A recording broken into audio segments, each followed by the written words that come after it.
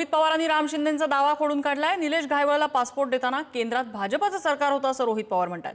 Passport राज्य सरकार देत नाही तर केंद्र सरकार देतं असं रोहित पवार यांनी आठवण करून दिली आहे। गोल गोल फिरवण्यापेक्षा घायवळने तुमचा प्रचार केला की नाही ते सांगा असं रोहित पवार यांनी आव्हान दिलंय।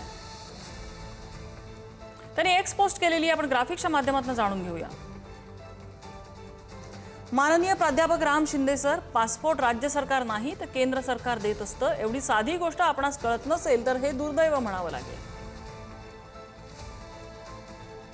पासपोर्ट 2020 साली मिळाला तेव्हा केंद्रात भाजपाचं सरकार होतं, याचा विसर पडला का? आता प्रकरण अंगलट आल्यामुळे गोल गोल फिरवण्यापेक्षा घायवळने तुमचा प्रचार केला की नाही याचं स्पष्टीकरण आपण द्यावं। तुमच्या बहुतांश सभांमध्ये घायवळने भाषणं केली की नाही, मुख्यमंत्र्यांच्या स्टेजवर तुम्ही घायवळला बसवलं की नाही ते सांगा असं आव्हान रोहित पवारांनी दिलेलं आहे।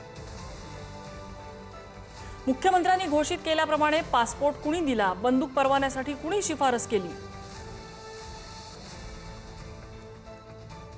या सगळ्याची तात्काळ चौकशी करून सत्य समोर आणा। सरकार तुमचं आहे, मग घाबरता कशाला असा प्रश्न रोहित पवारांनी विचारलाय।